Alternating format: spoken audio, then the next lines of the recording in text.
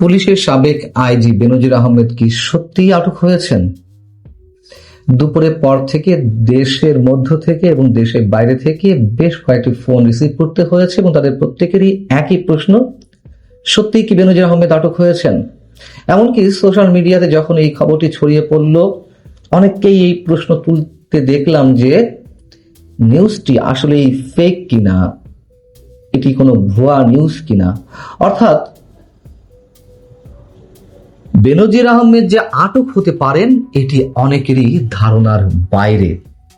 কিন্তু কারণ কি এবং সরকারের পক্ষ থেকে কি দাবি করা হচ্ছে সেটিও বা কতখানি বাস্তবসম্মত? বেনজির আহমেদের আন্তর্জাতিক কানেকশন রয়েছে বেশ শক্ত, সব সেক্টরেই তার একটা ভালো যোগাযোগ রয়েছে। জিসান মির্জার নামে সেকেন্ড হোম রয়েছে। অর্থাৎ সবকিছু মিলিয়ে মানুষের ধারণা তিনি ধরাছোঁয়ার বাইরেই থাকবেন এবং দুবাইতে তিনি আটক হতে পারেন এটিও মানুষ বিশ্বাস করছিল না। কেউ বলছেন না তিনি তুরস্কে আছেন, কেউ বলছিলেন না তিনি তো সিঙ্গাপুরে আছেন, ইত্যাদি ইত্যাদি।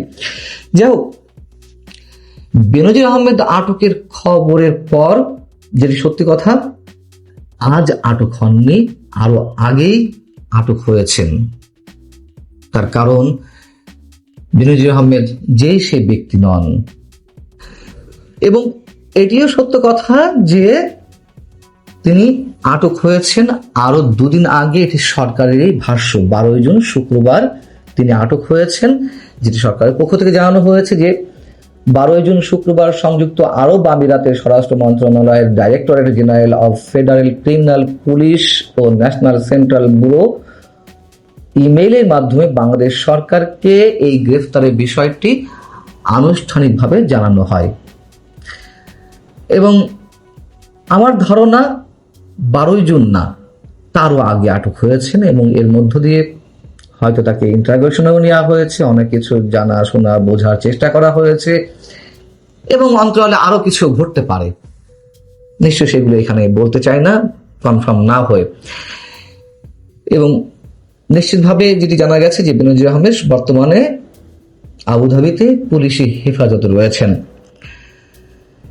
এবং এটিও ভাবছিলাম যখন শুনি যে বেনজির আহমেদকে আটক করা হয়েছে আবুধাবিতে, নিশ্চয়ই বিএনপি সরকার এর কৃতিত্ব নেবে। আমরা দেখলামও তাই, কিন্তু এমন ভাবে কৃতিত্বটা নেবে তা অবশ্য ভাবতে পারিনি। আমাদের স্বরাষ্ট্রমন্ত্রী সালাউদ্দিন আহমেদ সাহেব সংসদে দাঁড়িয়ে কি বললেন?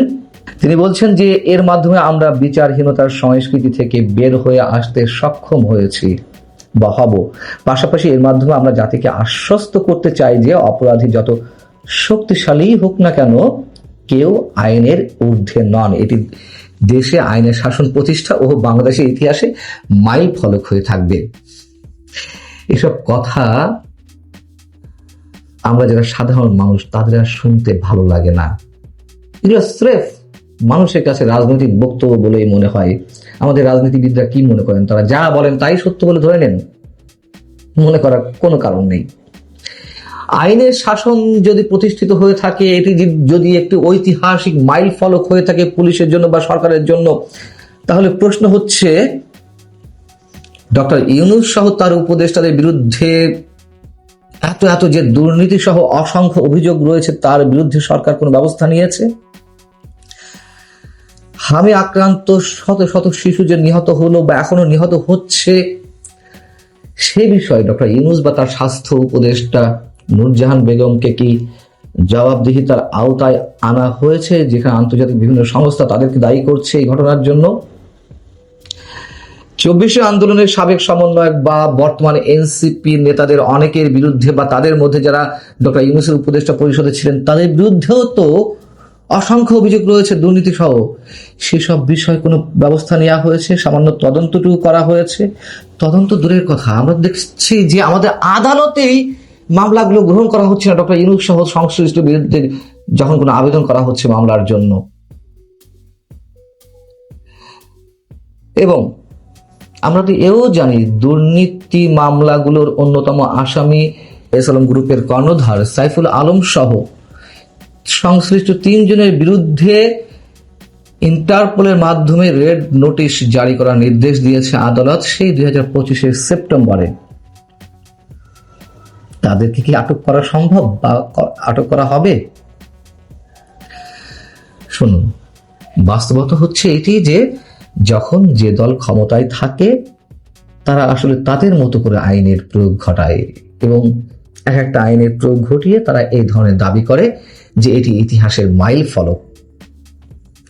ডক্টর ইউনূসের উপদেষ্টাদের যাদের বিরুদ্ধে অসংখ্য দুর্নীতির অভিযোগ রয়েছে, শত শত কোটি টাকা আত্মসাতের অভিযোগ রয়েছে, তারাই এখন গলা ফাটিয়ে বড় বড় কথা বলার চেষ্টা করছেন, ফেসবুকে বড় বড় পোস্ট দিচ্ছেন যে এখন তারা বেনজিরের বিচার দেখতে চান, বাংলাদেশে আইনের শাসন প্রতিষ্ঠার বিষয়টি তারা ভালো করে অবলোকন করতে চান।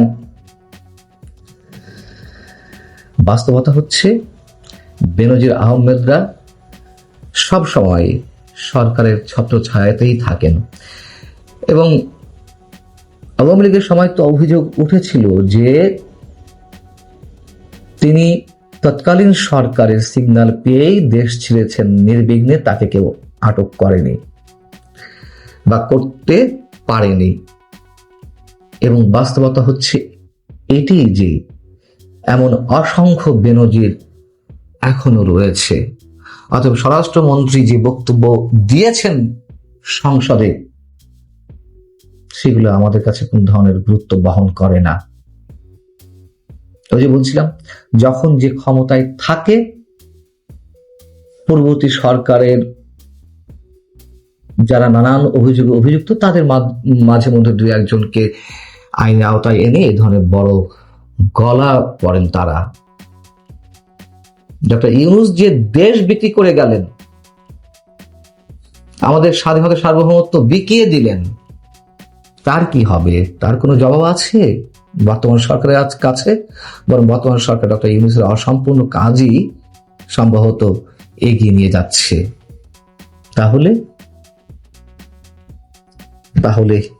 এই প্রশ্ন আকারেই রাখতে হচ্ছে আমাদেরকে।